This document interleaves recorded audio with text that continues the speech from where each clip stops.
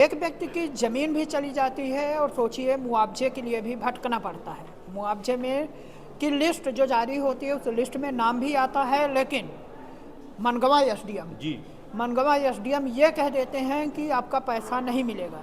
मेरे पास जो ये लिस्ट है, इस लिस्ट में से कम 50 लोगों का नाम है। उन 50 लोगों में से एक नाम इनका भी है। 85,000 रुपये का मुआवजा तय होता है। मुआवजा 2016 में तय होता है। इनकी ज़मीन हाईवे में फंसती है और सरकार अधिग्रहण करती है, मुआवजा बनता है 85,000 रुपये का। लेकिन तब से ये चक्कर लगा रहे हैं 85,000 रुपये पाने के लिए। वो रुपए तो भूल जाइए, इनके मुझे लगता है कि हज़ारों रुपए तो आने जाने में खर्च हुए होंगे। एसडीएम के पास जाते हैं तो एसडीएम मना कर देते हैं कि जो करना है कर लो, मैं पैसे नहीं दूंगा। क्या है पूरा मामला, जान लेते हैं। क्या नाम है आपका? मेरा नाम है नीलेश तिवारी। कहाँ से आए हैं? मैं मनगांव बस्ती से आया हूँ। क्या है मामला? मामला ये है कि मैं रोड में अतिघाट रोड में मैं एक घर बनवाया था, बीम और पिलर डाला था उस समय 2016 में। और अतिग्रहण हुआ। अतिग्रहण में मतलब जैसे रोड के किनारे ज़मीन पड़ी रहती है तो सब लोग बना लिए थे, हम भी बना लिए थे, हम झूठ नहीं बोल रहे हैं। लेकिन आज तक मेरा पैसा नहीं मिला। क्यों नहीं मिला, काहे नहीं मिला, ये तो नहीं बता सकते। हम कम से कम यहाँ 100 बार आ चुके हैं, जन सुनवाई में दे चुके हैं, एक भी पैसा नहीं मिला। एसडीएम साहब के पास जाते हैं तो एसडीएम साहब दांग के भगा देते हैं। 7 बार तो मैं रायपुर आया हूँ। और रायपुर से लौट जाता हूँ। रायपुर वाले कहते हैं मनगमा जाओ, मनगमा वाले कहते हैं रायपुर आओ, रायपुर वाले कहते हैं फिर मनगमा जाओ। जमीन आपकी कहाँ थी? जमीन आपकी हमारी नौवा तारी में थी।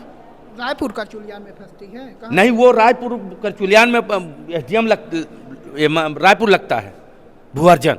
अच्छा, भुअर्जन रायपुर में भी लगता है, मनगमा भी लगता है। मनगमा में बैठते हैं 4 दिन रायपुर में बैठते हैं। अच्छा। तो मनगमा वालों ने कहा, उस समय एसडीएम नहीं थे, तो मनगमा वालों ने कहा कि रायपुर जाओ।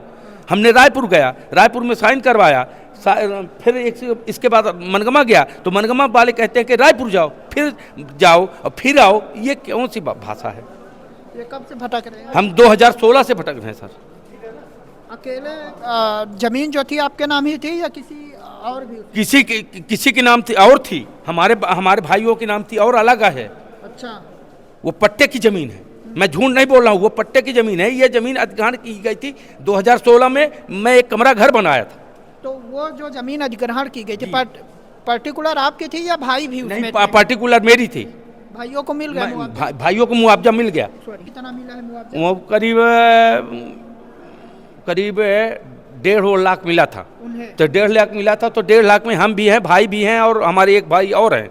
उनको सबको मिल गया है। वो सब पैसा अलग है, ये पैसा मेरा व्यक्तिगत है। अच्छा, मतलब उस जमीन के अलावा भी जमीन? हाँ जी, ये मेरा व्यक्तिगत पैसा है। तो एक भी पैसा इसमें नहीं? एक भी पैसा नहीं मिला। और इस 2085 के बाद ये अरुण कुमार तिवारी हैं, पहले सुन लीजिए। इसके ऊपर पैसा मिल चुका है इनको मिल चुका है ये 13,000 1,38,000। हाँ, ये मिल चुका है पैसा अरुण कुमार मिश्रा। लेकिन मेरा पैसा नहीं मिल रहा सर। तो इस पूरे लिस्ट में केवल आपका नहीं मिला है कि और कोई? और सबको मिला, 10-15 लोगों को मिला है, मेरा नहीं मिला सर। तो क्या बोलते हैं एसडीएम साहब? बोलते हैं मैं पैसा नहीं दूंगा, जो करना हो कर लो। इसकी शिकायत कहाँ? इसकी शिकायत जन सुनवाई में हम कर चुके हैं, करीब 4 महीना पहले सर। तो क्या बोला गया? जन सुनवाई से बोला गया कि आपको 15 दिन में पैसा मिल जाएगा। अब 15 दिन हो गया, मुझको 4 महीना हो गया सर, मेरा पैसा नहीं मिला। और कोर्ट में भी केस लगाया? कोर्ट में अभी नहीं लगाया हूँ, अब लगाऊंगा सर। अच्छा, अभी नहीं लगाया? अभी नहीं लगाया हूँ, अब कोर्ट में लगाऊंगा सर। मजबूरी है हमारी, हमारा पैसा हमको अगर नहीं मिलता तो हमारी तो मजबूरी है। तो एसडीएम मना क्यों करते हैं? जब लिस्ट में नाम है आपका तो क्या मना किया? ये तो एसडीएम साहब बताएं कि क्यों मना करते हैं। ऐसा तो नहीं है कि आपके नाम का पैसा कोई और निकाल? ये हम नहीं बता सकते, ये तो एसडीएम साहब बता सकते हैं। हम कहाँ से बता सकते हैं? 2016 से कई बार एसडीएम बदल चुके हैं। 2016 से कम से कम 4 एसडीएम बदल चुके हैं। तो कोई एसडीएम ने कहा कि पैसा? कोई एसडीएम ने नहीं कहा कि पैसा दूंगा। सभी यही कहते हैं? यही कहते हैं कि नहीं दूंगा। कि आपका तो बोलते क्या है कि आपका पैसा ही नहीं है? ये कहते हैं कि अब आपका पैसा नहीं है, मेरा पैसा नहीं है। अब मेरे नाम पे लिस्ट बनी है, मेरा पैसा नहीं है, तो मेरे नाम पे लिस्ट कैसे आई? ठीक है, तो देखें कि किस तरह से गरीब इंसान प्रताड़ित होता है कि ज़मीन भी चली जाए और पैसा भी ना मिले। सोचिए, सरकार पैसे तो भेज दी है, लिस्ट में 85,000 रुपये बाकायदे इनके नाम से आया है, नीलेश तिवारी। लेकिन इस लिस्ट को लेकर के जब एसडीएम साहब के पास जाते हैं, जबकि ये लिस्ट ये तहसील से निकलवा, ऐसा नहीं है कि फर्जी हो, एसडीएम साहब कह देते हैं कि जो करना है कर लो, पैसा नहीं मिलेगा।